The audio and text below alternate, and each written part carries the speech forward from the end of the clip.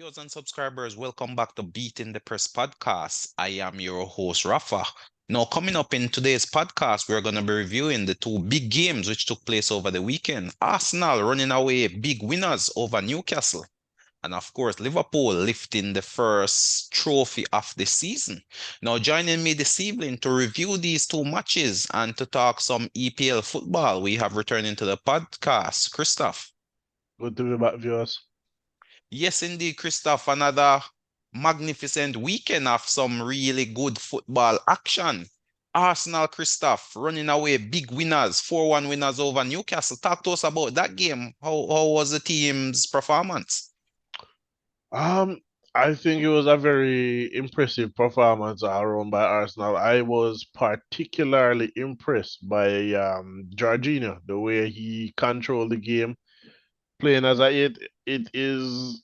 I mean, he's making the case to be a certain start, a certain pick. So it's gonna throw up some question marks for me if Mikel Arteta does not start him in that midfield. For the remainder of the season, as you have said, that midfield should probably be Jorginho, Declan Rice, and Odegaard. Um, but I'm also impressed at how Kai Havertz performed as well. I mean, didn't score. I mean, he had a number of chances that he could have scored, but he did ended up getting one. But his work rate, you know, has been exceptional. That dropping off has been creating space for the wide players, specifically Saka, who just can't stop scoring apparently at the moment, and that's very good.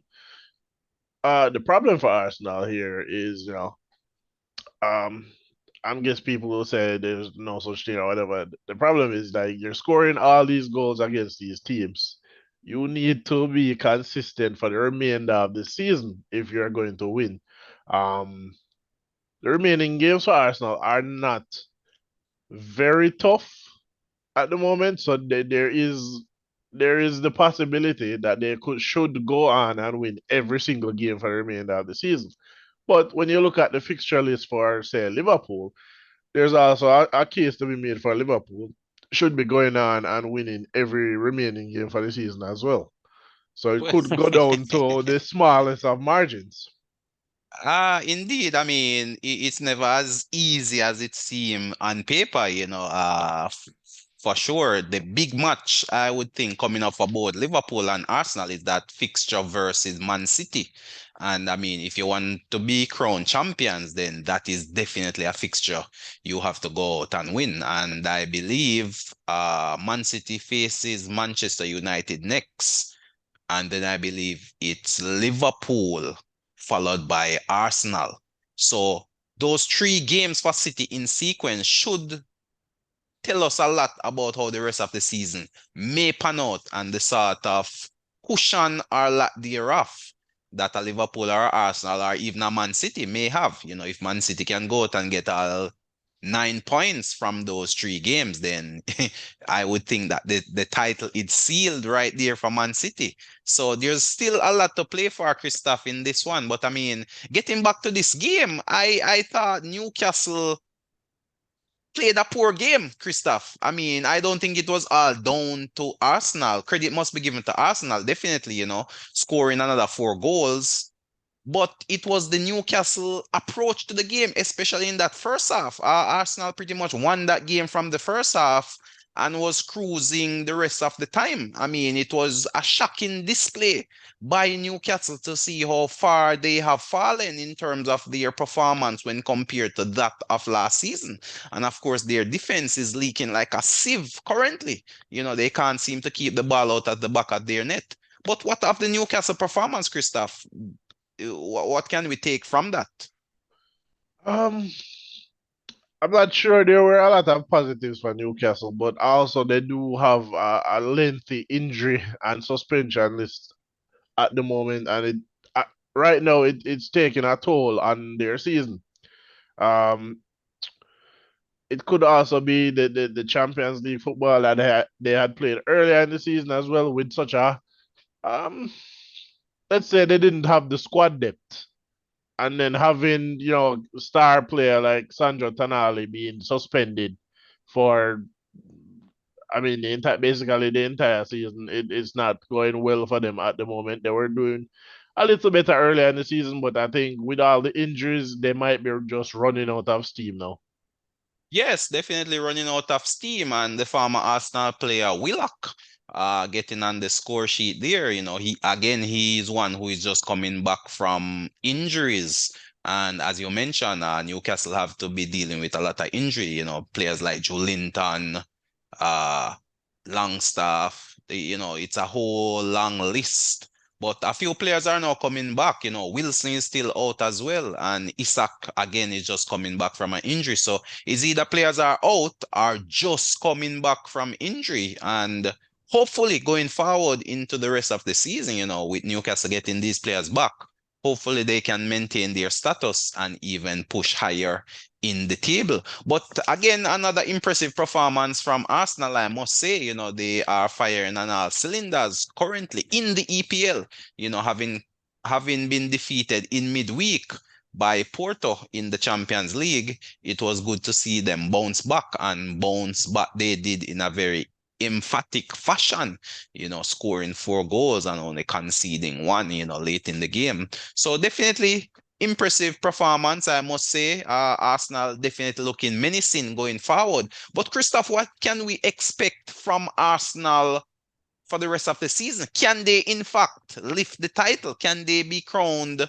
EPL champions? I mean, that has to be the objective at this point in time. Indeed, that has to be the objective for the players and for Mikel Arteta. But last season we saw where players' form dipped late on, and we know that Arteta there hasn't been a lot of rotation in the attacking players unless enforced by some injury. The only place we've really seen rotation in Arsenal this season, not forced by an injury, is in the midfield, specifically that left center midfield and at the left back position are the only places that we've seen any rotation, unforced rotation. So it's a question of, do the players have enough gas in the tank to keep going for the remainder of the season with Champions League football still to be played?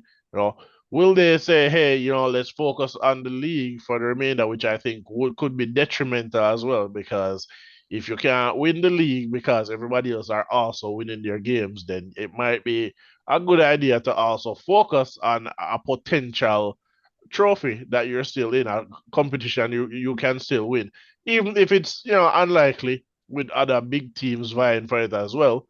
It's a good idea to play out everything. But Arsenal, on paper, given the maths, can still win the league. The question is, can they beat Man City? Can Man United take some points off of Man City as well? Can Liverpool take some points off? So both Liverpool and Arsenal are actually depending on each other to take some points off of Man City, and Right. maybe expecting rivals, Man United, since Ten Hag says he feel like Man U can beat everybody. Now would be a good time for him to prove that.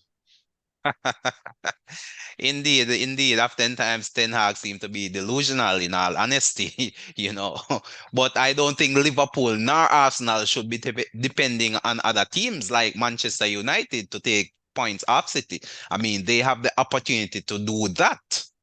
So they have to take those opportunities. You have a chance to be the reigning champions. That is what you have to do if you want to become potential champions and not necessarily depend on other teams to do your dirty work. So for me, Liverpool, Arsenal just have to go out there and get the 3 points off City. And then, of course, it's not only about beating Man City, but it's also maintaining that run of form, because I'm sure there's going to be a few more twists and turns the further we go in the season. I mean, we're already seeing a narrative for Liverpool shaping where a number of players are now injured. I guess the question for Liverpool is, can they maintain their competitiveness with so many key players out injured? That is the question. Arsenal pretty much have nearly a full squad. And of course, Man City, everyone is back from injury. Kevin De Bruyne is back, maybe not fully fit, but still playing games. And of course, Haaland, is a constant in the team currently. And of course, the depth of quality there. So it's just a matter of results. It's a results-based game, and the games are coming thick and fast. And at this point in time, it's really crunch time, you could say. So every point, every kick of the ball really counts. But it's all to play for, Christoph. It's definitely all to play for. Each team's destiny is currently in their own hands. They don't have to be dependent on anybody. Just take care of your business. And if you do that, then it should take you to a championship title. What says you? I mean, ideally that is the case, but we know that these referees sometimes tend to have more effect over the results than they should, with poor decisions. So there are a lot of things left, a lot of factors, a lot of things that can go wrong or go right in the Premier League Indeed, race. indeed. I mean, it's parts and parcels of the game, so you just have to take it on the chin and move on. But definitely a lot of football still left to play, lots and lots of football. And as I said, I'm sure there's going to be a few twists and turns to come before the end of the season. But we move, Christoph, and we move to the big game which took place on Sunday. Liverpool crowned champions of the Carabao Cup, taking care of business versus Chelsea. That one ending 1-0 late into second half, extra time. It was looking as if it was going to be penalty shootouts, but Van Dijk came up with a header and that winner. Not only did he score the winner, but he was also given the man of the match award, leading from the front as the Liverpool captain. But Christoph, how did you see that game? I thought that game should have been Chelsea's for the taking. I mean, with so many chances which they created, but fail to score. I mean, they can only blame themselves for that loss. Um, Indeed, I would say that game was Chelsea should have won that game and should have won that game by a comfortable margin as well. The problem Chelsea is still suffering is that while we know that they can find goals here and there, the finishing is not clinical enough up front. The aside from the number of chances Chelsea got, the game was relatively evenly balanced, and it's very surprising because this was basically, let's say, a bare bones Liverpool. I see a team. Not Indeed, even the B yeah. I team. mean, only a couple players I would say would get into a Liverpool first 11. Those being probably Diaz and Van Dijk. I mean, outside of those two players, everyone else is really questionable if they would make the best 11 for a Liverpool team. So, as we mentioned in the preview, the injuries somewhat balance the teams out, but for sure, just based on the chances created in that one by Chelsea, I mean, they should have easily walked away as winners of this game. Yeah, Chelsea should have walked away 3-0 winners of this game. They will be kicking themselves. I'm not sure. Not I'm surprised. Not that I think he's doing a bad job, but I'm surprised Pochettino hasn't been fired because we know how reflexive Chelsea is when it comes to not winning silverware. Um, but I mean, not entirely his fault. He can't go on the pitch and finish for the players. Chelsea, did a lot of play on the counter attack, which is where their strength is at the moment, coming from the wings. But there's not enough clinical finishing being done. Sterling, a long time ago, people said Sterling was very good. I have never thought Sterling has been as good as people think. I think he's just benefited from the systems that he's played in because if he was good, Pep wouldn't have sold him. That's all I Yeah, can say. definitely. Sterling's finishing have always been questionable, to be honest. And I think City got the best of him, as you mentioned, within that Pep system, so to speak. And I mean, this was another game where his finishing became questionable. I mean, a number of key chances. I mean, at the end of the day, you have to give credit to the Liverpool's goalkeeper, to be honest, who came up with 3 or 4, you could say, world-class saves. If not for those saves, then I mean Liverpool could have easily been down 2 or 3-0.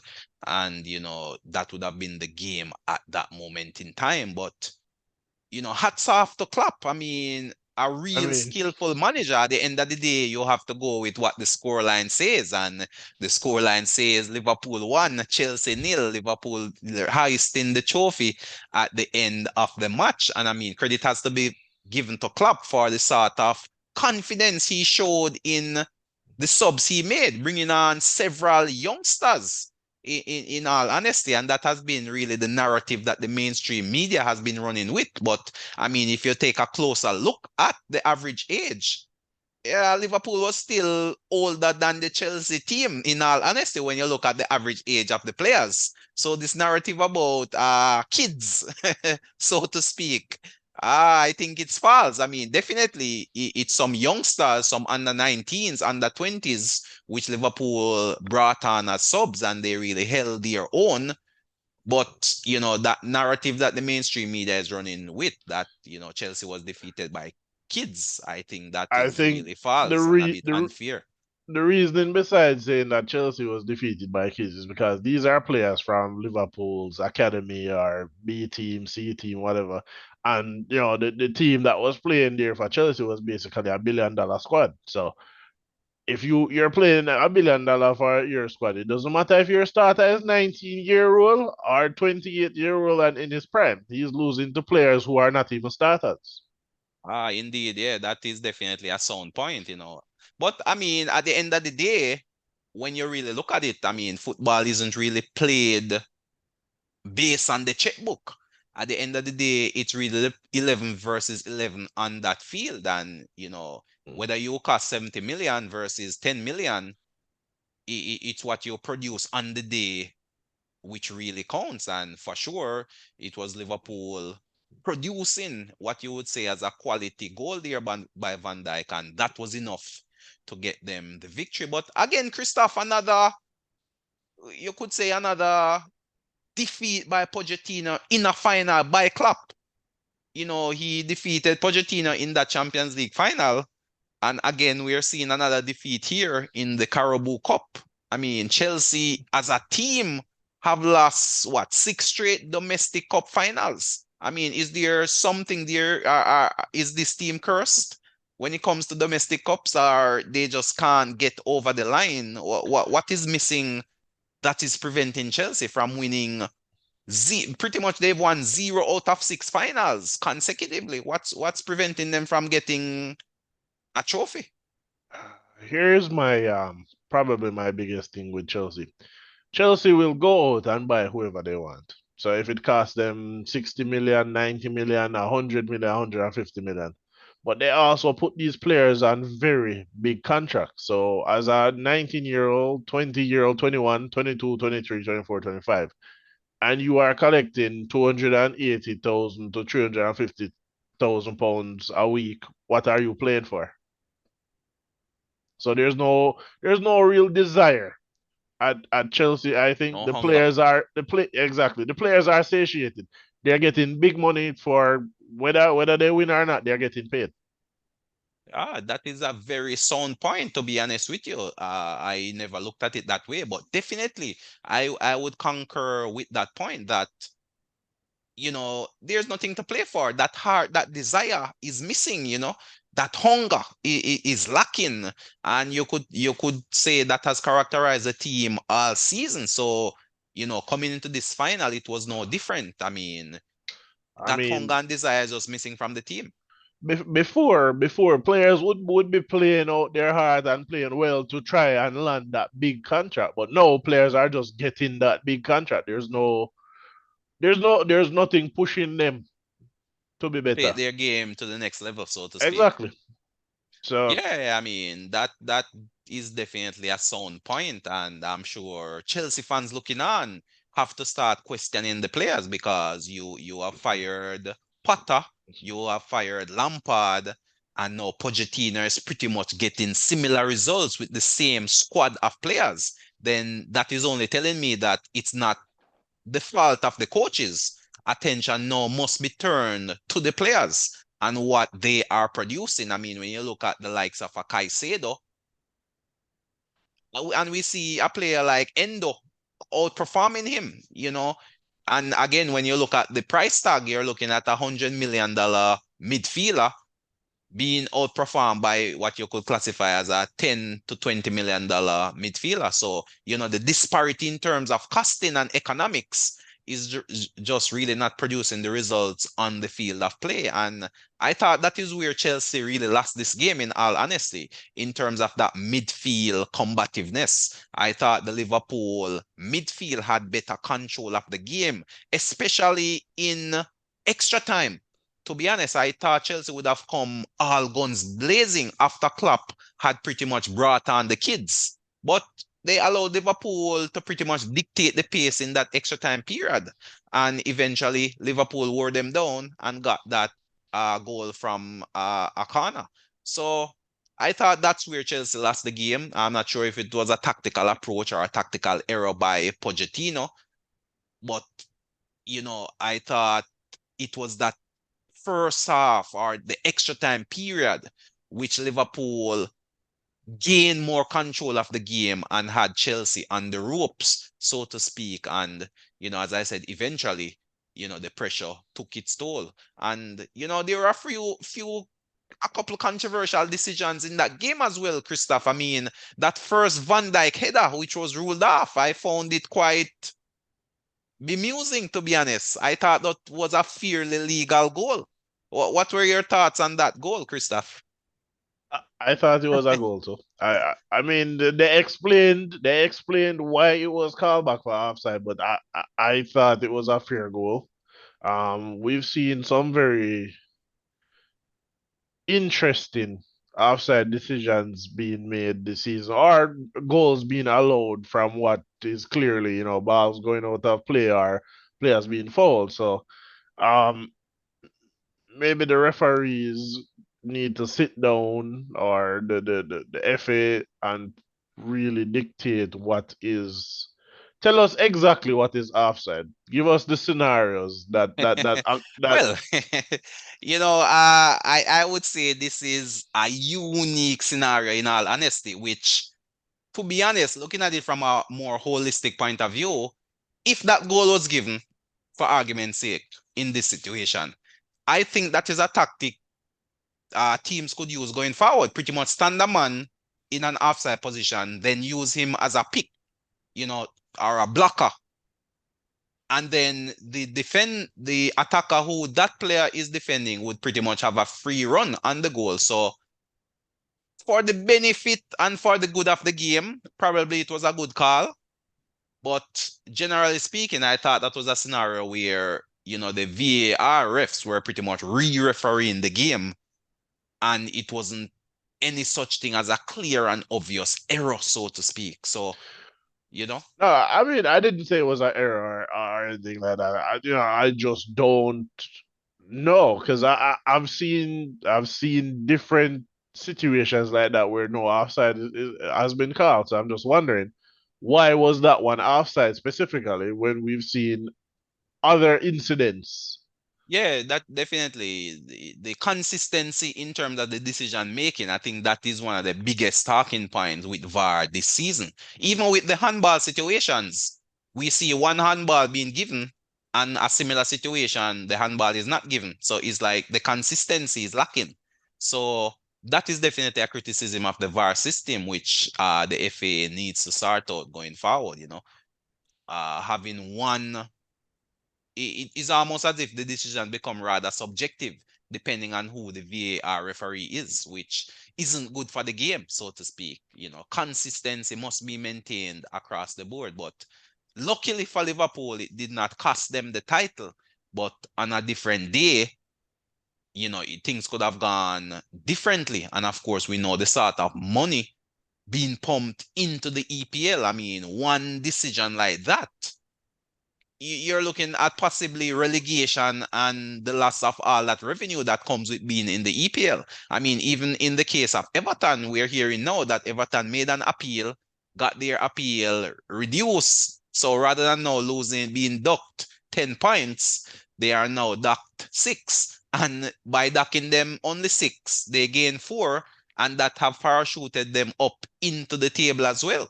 So, just 4 points and it makes a significant difference in what entails at the end of the season. And I mean, if these decisions continue to go against teams, the summary effect could be detrimental in all honesty. So it's definitely something that the FA need to look at going forward in terms of these VAR decisions. What I would say though, as it relates to VAR, I can definitely say they have gotten more decisions right than wrong. So credit in that regard, but I think there's still room for improvement where that system is concerned. But Christophe, in terms of the other games, we saw Manchester United losing to Fulham. Talk to us about that one. I mean, we were saying in the preview show that Man United good run should continue, but we see Fulham getting the better of them in that game. Yeah, going into the game, we didn't expect Man United to lose, but and especially when I saw them score the early goal, I was like, okay, they're probably going to go on to win, like we said. But seems like Fulham was watching us and took the advice and played a low block and attacked on the counter and reaped the rewards of it. And it was another former Arsenal player getting that goal. Indeed, indeed. But I mean, we've said it here before that once you allow Manchester United to have the ball, they find it very difficult to get the better of teams that set up with a sound defensive stance. So this was a classic example of that scenario playing out perfectly for Fulham. They stood strong or stood firm defensively and then pretty much took their chances on the break. And of course, they could have had more goals, especially in that first half. I mean, Iwobi eventually got his goal, the winner, but in that first half, he could have at least gotten onto the score sheet as well. So definitely credit to Fulham. And I mean, Marco Silva is a quality coach, and I'm sure he would have looked at this Manchester United team and realized the weaknesses in this team, and as such, set his team up to really maximize on that.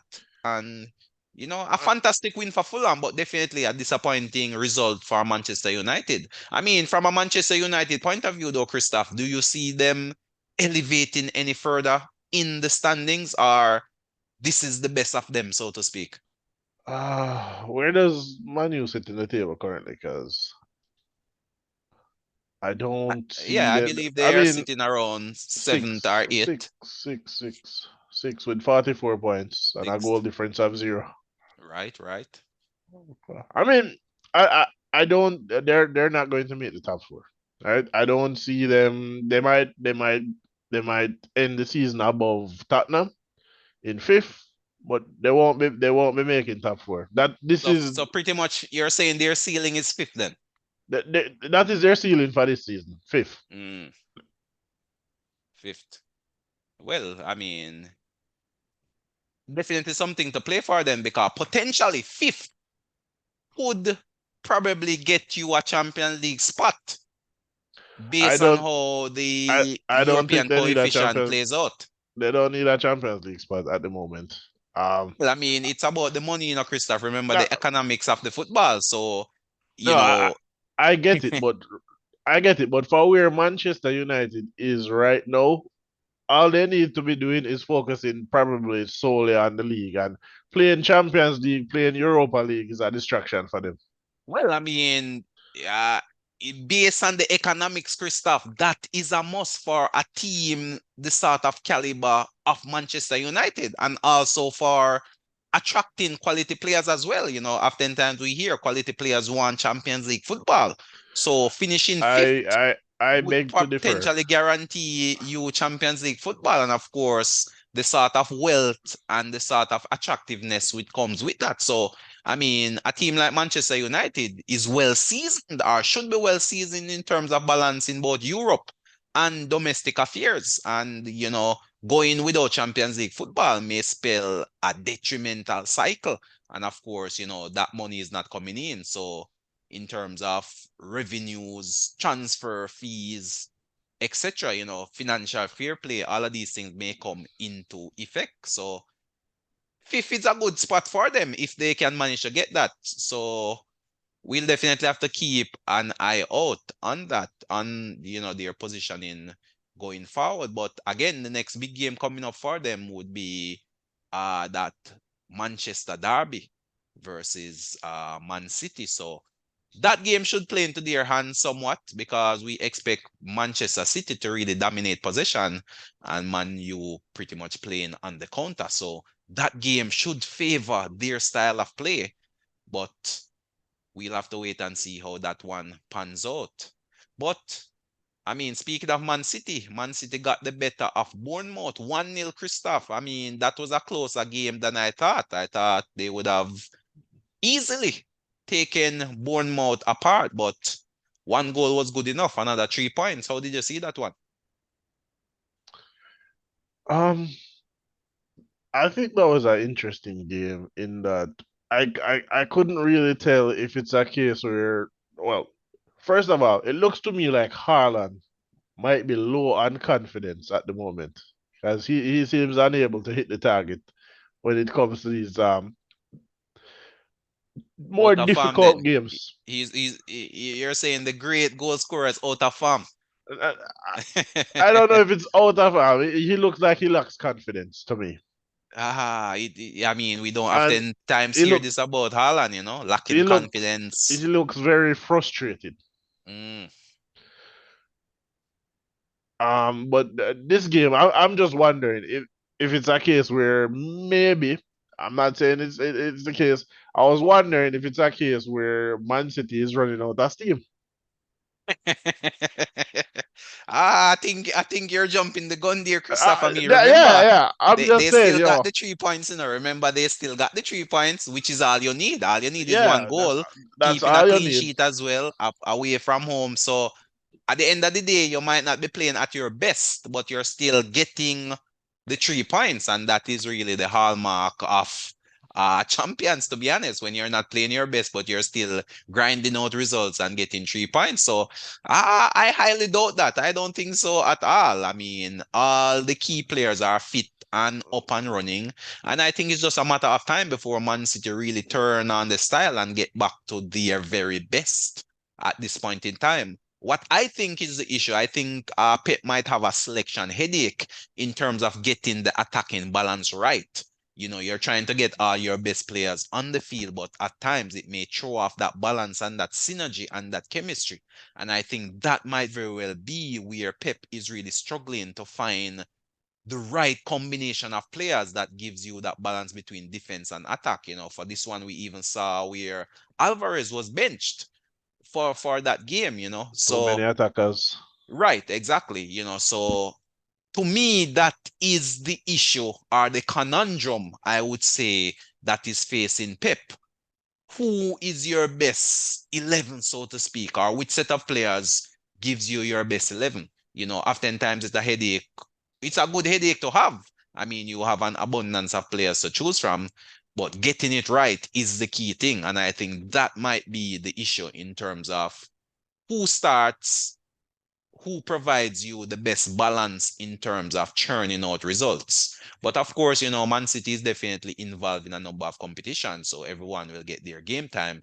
As I said, it's just a matter of striking the right balance. But good result. Next big game coming up versus Manchester United. That's definitely one to look forward to. And of course, we'll be here to preview that one going into the weekend. But Christoph, your final thoughts on the overall football in terms of this week's of action. How did you see the results or the rest of results in terms of this week? Aside from maybe the the Man U game, everything everything was all the results were as expected, right? We did see where West Ham bounced back today with I think it's 4-2 win over Brentford, so maybe they are getting out of their slump. But